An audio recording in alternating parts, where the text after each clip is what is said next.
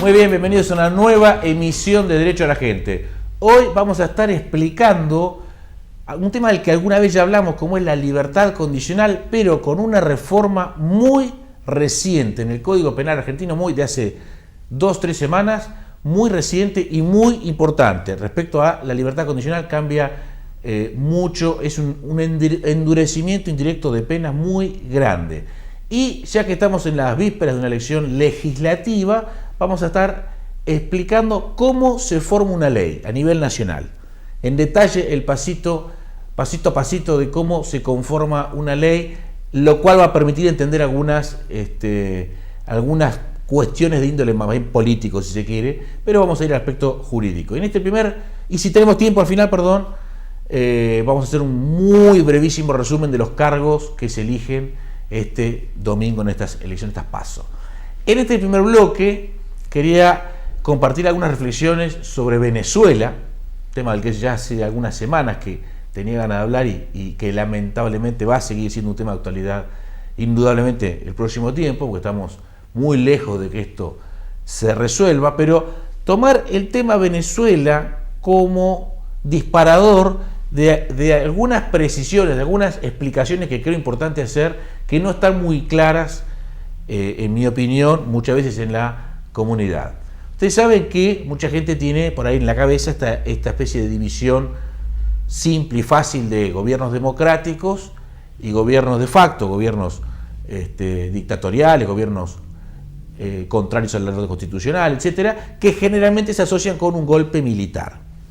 Estas dos situaciones obviamente existen, pero lo que es muy interesante en el populismo en general, que en Venezuela hoy está muy visible, es cómo puede ir desdemocratizándose un gobierno, cómo un gobierno puede ser originalmente democrático en el sentido en el que accede al poder a través de elecciones por vías democráticas y luego progresivamente puede ir convirtiéndose en un gobierno de facto, entendido un gobierno de facto como un gobierno de hecho, como contrario a un gobierno de derecho, es decir, un gobierno que viole, quebrante la constitución de ese país, una constitución en la medida que sea republicana, ¿no?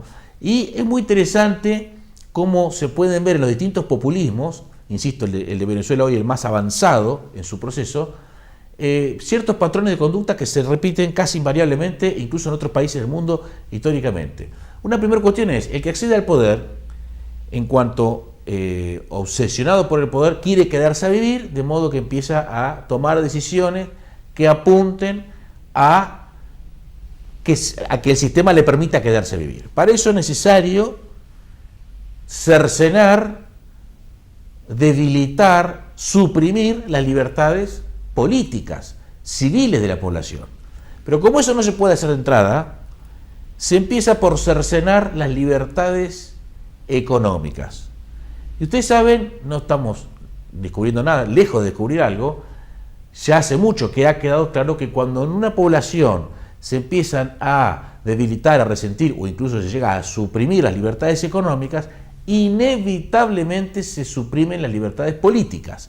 Pero este proceso no está tan claro, no todo el mundo lo tiene claro, diría que la mayoría de la gente no lo tiene muy claro, y esta es la razón por la cual cuando comienza el ataque a las libertades económicas, en general hay por parte de la población, en el mejor de los casos, cierta pasividad, en el peor de los casos hay un acompañamiento, hay incluso un pueblo que aplaude un gobierno que ataca libertades económicas. ¿Por qué? Porque para hacerlo atractivo, para que las medidas tengan legitimación popular, para que sean aceptables para la población, se empieza atacando las libertades económicas de los poderosos, de los ricos. Entonces se presenta un discurso que es demagógico, que es aceptado por gran parte del pueblo, porque tiene la convicción de que no le va a tocar. Si tocan a los grandes, como yo soy un chico, soy perejil, a mí no me va a tocar. Sumado esto o alimentado esto por la ignorancia extendida o el desconocimiento extendido en el sentido de no comprenderse acabadamente que la libertad económica de un rico es la misma que la de un pobre. No hay un derecho de propiedad para uno y otro derecho de propiedad para otro. Entonces, cuando un gobierno es legitimado popularmente para avanzar sobre una gran empresa o un grupo económico, las herramientas de las que se vale para ese avance le van a servir después para avanzar sobre cualquier propiedad. Por eso muchas veces los pueblos que comienzan aplaudiendo confiscaciones, expropiaciones, intervención en el comercio exterior, estatizaciones y demás, son los que terminan presos de una dictadura y no entienden muy bien por qué. Bueno, son consecuencias de lo mismo que aplaudieron.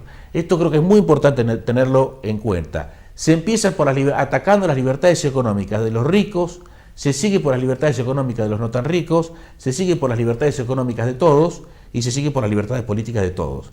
Por eso es importante preservar, seguir vacunados, si se quiere, con las reglas que establece el sistema republicano que tenemos nosotros, que adopta nuestra Constitución: periodicidad en los mandatos, el límite en los mandatos, límite como general al Estado para resguardar los derechos individuales, la cosa de igualdad, la noción de igualdad ante la ley, la división de poderes, la justicia independiente, la libertad de expresión. Entonces, fíjense que el ataque a las libertades económicas, el ataque al derecho de propiedad, es en sí mismo un ataque a la libertad de expresión, porque no hay libertad de expresión sin derecho de propiedad. La libertad de expresión existe en la medida que existen medios de comunicación independientes, y medios de comunicación independientes existen en la medida que existe derecho de propiedad. Estas cosas creo que hay que tenerlas en claro, y que Venezuela nos sirve como un ejemplo dramático de hasta dónde se puede llegar si no tenemos los sensores y las alertas a tiempo, y si no estamos vacunados a través del respeto al derecho de propiedad y de la noción de que el Estado debe tener límites. Vamos a la primera pausa y ya volvemos entonces con libertad condicional.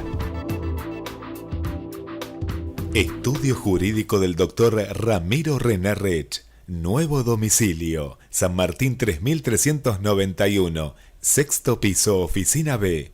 Teléfono 474-0856. Celular y WhatsApp 155 049801. Servicios, honorarios y contacto en www.rech.com.ar. Rizo, la mejor opción para la construcción. Aberturas, puertas, ventanas, cortinas de enrollar, revestimientos, ladrillos, cal, cemento, cerámicos, sanitarios, muebles de cocina. Rizo, el precio más bajo del país garantizado.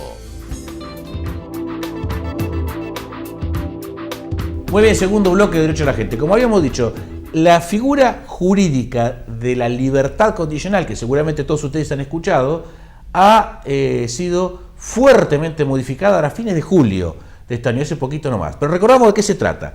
La libertad condicional es la posibilidad de un condenado por un delito, no de un procesado, de una persona que tiene en proceso una investigación, sino de una persona que ya tiene una condena y la está cumpliendo, de salir antes. ¿Cuánto antes? Bueno, al que fue condenado a prisión o reclusión perpetua, puede pedir la libertad condicional a los 35 años. Quien fue condenado a una cantidad determinada de años puede salir a los 2/3. Si una persona fue condenada a 15 años, puede salir a los 10.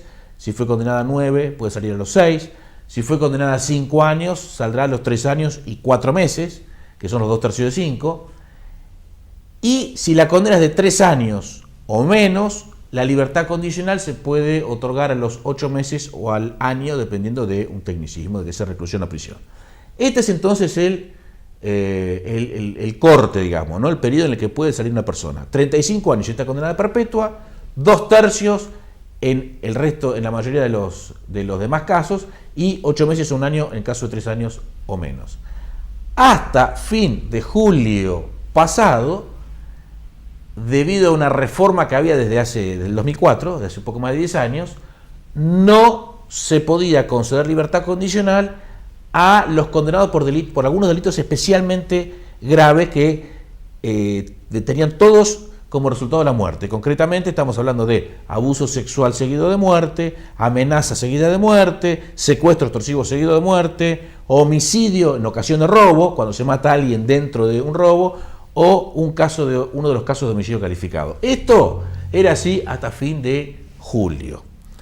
A partir de fin de julio se amplió notablemente el universo de delitos para los cuales no procede la libertad condicional. Por esto esta reforma es muy importante y para mi gusto pasó bastante desapercibida en los medios, que por el contrario, los medios lo presentaron como la ley que modificó las excarcelaciones, una brutalidad jurídica, porque las excarcelaciones es un concepto jurídico que tiene que ver con un proceso penal en trámite. Se excarcela o no a una persona que está siendo juzgada, no un condenado. Bueno, hecha la aclaración, como decimos siempre, los medios suelen presentar las cuestiones jurídicas mal. Esta reforma dice que no se puede otorgar la libertad condicional a partir de ahora, fin de julio, para todos los casos de homicidio calificado. Antes era para un solo caso. Homicidio calificado, recordamos, es cuando se comete un homicidio intencional con un agravante específico. Por ejemplo, un homicidio contra un pariente directo, un homicidio por precio, o a cambio de una remuneración, un homicidio con veneno, por placer, por codicia, un homicidio cometido entre 2 o más personas, un homicidio cometido contra un agente de la fuerza de seguridad, policía, agente de servicio penitenciario, un homicidio cometido por un agente de fuerza de seguridad abusando de su cargo, un homicidio a una mujer por su calidad de tal, el famoso femicidio. Todos estos casos, en todos estos casos, salvo uno, procedía la libertad condicional. A partir de ahora, no. En ninguno de estos casos procede la libertad condicional. En todos los abusos sexuales, antes era solo para el caso del abuso sexual seguido de muerte. Ahora, cualquier abuso sexual, se produzca o no la muerte, haya o no penetración, haya o no circunstancias agravantes, impide que se le conceda al autor libertad condicional. Para la trata de personas, para la tortura seguida de muerte, esto se agrega, no estaba antes. Para el robo calificado por el uso de armas o en despoblado y en banda, esto es una expresión ya vieja del código que está vigente, cuando se comete un robo entre 3 o más personas en despoblado. Pero el caso más común es el robo con armas, que es de todos los días. Bueno, a partir de ahora, el condenado por robo con armas no va a tener libertad condicional. Tampoco el caso del secuestro de muerte, el secuestro extorsivo, seguido de muerte, aunque no sea intencional. Antes solamente se contemplaba el secuestro extorsivo seguido de muerte cuando era intencional la muerte. Ahora, aunque la muerte sea accidental, igual el condenado por secuestro extorsivo no va a tener libertad condicional.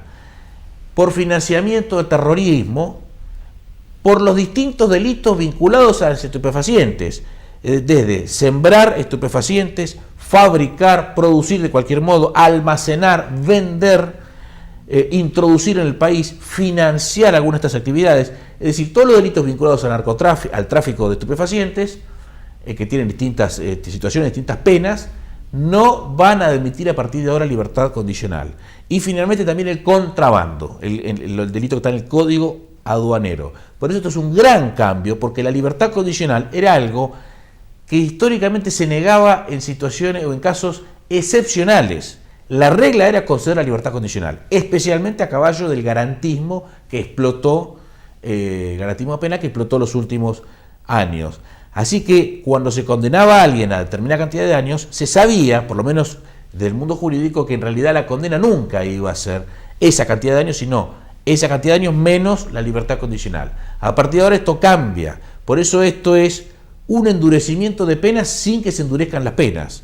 Algo bastante ingenioso, si se quiere, y un cambio penal radical, un cambio de tendencia del garantismo penal que veníamos viendo, y un cambio de fondo como yo no recuerdo hace décadas. Por eso me parecía muy importante compartirlo. ¿Qué pasa entonces cuando a alguien se le concede la libertad condicional? Si se porta bien el resto del tiempo que le queda para cumplir la pena, o el plazo de 5 años, si es menor, se extingue la pena. Es decir, alguien sale ante libertad condicional, se porta bien. ¿Qué significa portarse bien? Cumplir con una serie de recaudos que trae el Código Penal, que son fijar domicilio, eventualmente, de acuerdo a lo que decida el tribunal, someterse a un tratamiento médico o psicológico, estudiar, conseguir trabajo, abstenerse de acercarse a determinados lugares, abstenerse de acercarse a determinadas personas, no consumir alcohol, no cometer nuevos delitos. Es decir, una serie de reglas que están en el Código Penal, que las aplica el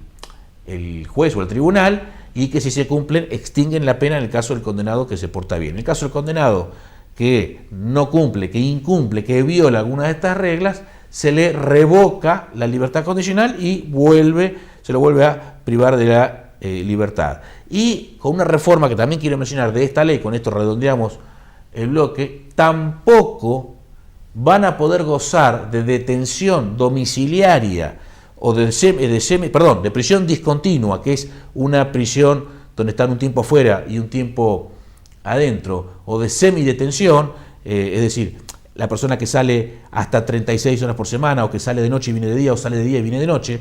Estos beneficios parciales que existían para los condenados no se lo van a poder conceder a los condenados por alguno de todos estos delitos que estuvimos viendo. Como verán, una reducción violenta de beneficios para condenados, muy especialmente por el lado de la libertad condicional, que quería personalmente destacar, porque los medios, para mi gusto, no lo han cubierto adecuadamente. Vamos a la segunda pausa y ya volvemos con el proceso de formación de leyes. Ya volvemos.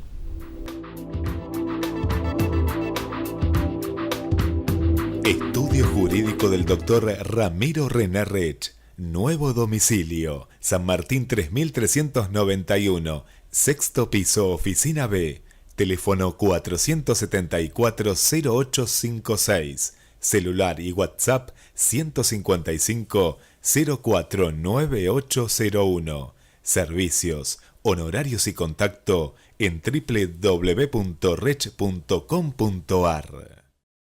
Fábula Resto Bar, un lugar para almorzar con colegas, con menú ejecutivo accesible, merendar con amigos, con riquísimas tortas europeas y tener una cena romántica a la luz de las velas. Vení a disfrutar nuestros exquisitos sabores europeos a la esquina de Mitre y Belgrano. Reservas al 494-6747. Vení a Fábula. Muy bien, tercer bloque de Derecho a la Gente. Como adelantamos, vamos a explicar ahora cómo se hace una ley en Argentina, cómo es el proceso de formación de una ley a nivel nacional, estamos hablando, ¿no? Ya que estamos eligiendo el domingo elecciones, estamos participando en elecciones legislativas justamente. Ustedes saben, tenemos dos cámaras legislativas a nivel nacional, que son la Cámara de Diputados y la Cámara de Senadores. La Cámara de Diputados tiene 257 miembros. Este dato lo menciono porque para aprobar un proyecto hace falta lo que se conoce como mayoría absoluta. La mayoría absoluta es más de la mitad. Como los miembros son 257, la mitad de 257 es 128 y medio, 129 es más de la mitad. 129 entonces es el número, el umbral al que hay que llegar en la Cámara de Diputados. La Cámara de Senadores tiene 72 miembros, 3 senadores por provincia más 3 por capital, son 72, la mitad es 36, o sea que 37 es el número mágico. 37 en el Senado, 129 en la Cámara de Diputados. Estos son los números que hacen falta para aprobar un proyecto de ley. Proyecto de ley que ¿quién puede presentar? Esto está bueno aclararlo también. El Poder Ejecutivo, es decir, el Presidente de la Nación, o cualquier legislador. Si bien, por supuesto, es cierto que en teoría cualquier habitante, cualquier ciudadano puede presentar proyecto de ley, en la práctica el proyecto se canaliza a través de algún legislador. Algún diputado o algún senador es el que presenta la iniciativa de un ciudadano. Entonces, ¿qué opciones, cómo es el proceso dentro del Congreso una vez que se presenta un proyecto? La Cámara en la que se presenta el proyecto, a la Cámara en la que se presenta el proyecto se la conoce como Cámara de Origen o Cámara Iniciadora. Y la segunda Cámara, digamos, la Cámara que interviene en el paso posterior, después que aprobó el proyecto de la primera, es conocida como Cámara Revisora. Esto, Cámara de Origen, Cámara Revisora, estos nombres o denominaciones pueden valer para cualquiera de las dos cámaras porque, salvo excepciones muy puntuales que establece la Constitución, que dice que un proyecto se debe presentar sí o sí por determinada Cámara, por Senado o por diputados, salvo estas excepciones, los proyectos de ley se pueden presentar indistintamente en una u otra Cámara. Se puede presentar primero en el Senado y después de diputado o al revés. Entonces tenemos la Cámara de Origen, ante la cual se presenta un proyecto. Primera posibilidad, el proyecto es rechazado por la propia Cámara de Origen, con lo cual no se puede volver a tratar ese mismo año. No puede un mismo proyecto ser rechazado en mayo y volver a tratarse en agosto. Si se rechazó, ese año no se vuelve a tratar. Si lo aprueba la Cámara de Origen, con 129 votos o más, lo remite a la Cámara Revisora. La Cámara Revisora puede también decir, bueno, lo rechazo, el mismo caso inicial, en cuyo caso el proyecto no vuelve a tratarse ese mismo año y queda archivado, o lo apruebo así como está, con 129 votos o 37 votos o más, dependiendo que sean diputados o senadores, ¿no? Entonces, primera hipótesis viene, aprobado por mayoría de la Cámara de Origen, se aprueba como está, sin modificaciones por la Cámara Revisora, pasa al Poder Ejecutivo. Después vamos a decir qué puede hacer el Poder Ejecutivo, el presidente. Otra posibilidad, aprueba el proyecto de la Cámara de Origen, la Cámara Revisora lo modifica con mayoría absoluta, 129 si es diputado o 37 si es senadores o más, es decir, le introduce modificaciones. Si lo modifica, vuelve a la Cámara de Origen. Como verán ustedes, Cámara de Origen aprueba, Cámara Revisora aprueba con modificaciones, vuelve a la Cámara de Origen. ¿Qué puede hacer la Cámara de Origen? Puede decir, bueno, acepto las modificaciones con la mayoría absoluta, en cuyo caso va el texto al Poder Ejecutivo, al presidente, con el texto aprobado ya con las modificaciones de la Cámara Revisora. Pero puede la Cámara de Origen decir, no acepto las modificaciones. Insisto con mayoría absoluta, insisto en el texto original, en cuyo caso se remite el proyecto al Poder Ejecutivo o al presidente. Y acá hago una nota al pie. Este mecanismo explica por qué los gobiernos presentan los proyectos de ley en la Cámara en la que tienen mejores números. Porque la Cámara de Origen, en definitiva, puede ser la que termine mandando, aun cuando la Cámara Revisora modifique. Si luego vuelve y la Cámara de Origen insiste con la redacción original, queda la redacción original. Esto a veces la prensa dice el gobierno presentó en tal Cámara o en tal otra porque tiene más afinidad, porque sale más rápido. No, porque tiene mejores números, por esta razón. Entonces decíamos, en este caso, Cámara de Origen, Cámara Revisora modifica, Cámara de Origen insiste en la redacción original, pasa al Poder Ejecutivo. Otra posibilidad mucho más rara, que muy pocas veces se ha dado, es Cámara de Origen aprueba, Cámara Revisora modifica con 2/3, no con mayoría absoluta, con 2/3, vuelve a la Cámara de Origen y la Cámara de Origen puede decir, bueno, acepto las modificaciones o insisto en la redacción original con 2/3 también. En cuyo caso, si se logra, va al Poder Ejecutivo. Esto es más raro, es muy raro que pase. Bien, llega entonces el proyecto de ley al Poder Ejecutivo, al presidente de la Nación. Sea porque se aprobó directamente por las dos cámaras, sea porque la revisora introdujo modificaciones que la de Origen aceptó, o sea porque la revisora introdujo modificaciones y la de Origen insistió con la redacción original. ¿Qué puede hacer el Poder Ejecutivo, el presidente de la Nación? 1, nada. Y pasados 10 días hábiles se convierte el proyecto automáticamente en ley. Segunda posibilidad, lo convierte en ley expresamente a través de un decreto, la promulga. Se habla de decreto de promulgación y es ley. Tercera posibilidad, la veta, y a su vez hay dos, si se quiere, subposibilidades, la veta total o parcialmente. Si veta la ley totalmente, la ley vuelve al Congreso. Si la veta parcialmente, la puede vetar parcialmente solamente cuando la parte vetada no afecte la parte no vetada. En ese caso se promulga, es decir, se convierte en ley el texto no vetado. En general lo que ocurre en la práctica es que se vetan pasajes muy cortitos, se veta un inciso de un artículo, un párrafo de un artículo, no hay vetos de la mitad de una ley, de un tercio de una ley, son cuestiones muy puntuales, muy específicas. Eso es un veto parcial. La parte vetada, sea toda la ley o sea la partecita vetada, vuelve, como dijimos, al Congreso. Si el Congreso, las dos cámaras, insisten con 2/3, no mayoría absoluta, 2/3 con el texto aprobado, vuelve y al presidente no le queda otra opción que promulgarlo. El presidente no puede vetar la misma ley dos veces, el mismo proyecto dos veces. No se puede vetar un proyecto de ley dos veces. Entonces, si lo veta, vuelve y el Congreso, las dos cámaras, insisten con 2/3, automáticamente queda aprobado. Como decíamos, esto se modificó. Este procedimiento se modificó en la reforma de la Constitución del año 94, que como principal cambio trajo que no sea necesario que las dos cámaras coincidan en todo el texto. Antes las dos cámaras tenían que aprobar el mismo texto de ley. Ahora, como dijimos, no, porque basta con que la Cámara de Origen insista en la redacción original. También la reforma de la Constitución introdujo el veto parcial, que antes existía pero se discutía, había cuestionamiento jurídico, ahora está en la Constitución. Pero bueno, queríamos dar un pantallazo medio rápido de cómo se sanciona una ley, de qué números hacen falta, de qué puede hacer el presidente y de por qué a veces un proyecto se presenta en una Cámara o en otra. Vamos entonces a la tercera y última pausa y volvemos cortito y ya terminamos.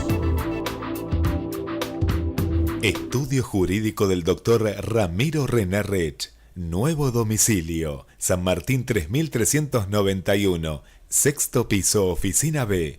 Teléfono 474-0856. Celular y WhatsApp 155 049801. Servicios, honorarios y contacto en www.rech.com.ar. Rizo, la mejor opción para la construcción. Aberturas, puertas, ventanas, cortinas de enrollar, revestimientos, ladrillos, cal, cemento, cerámicos, sanitarios, muebles de cocina. Rizo, el precio más bajo del país garantizado. Muy bien, cuarto y último bloque de Derecho a la Gente, cortito como para recordar que votamos el domingo, en las PASO. Votamos a los precandidatos, después en octubre votaremos a los candidatos finales, a los precandidatos para los siguientes cargos e instituciones. Votamos para senadores nacionales, la provincia de Buenos Aires elige 3 senadores nacionales, todas las provincias eligen 3. Votamos para diputados nacionales, la provincia de Buenos Aires elige 35 diputados nacionales.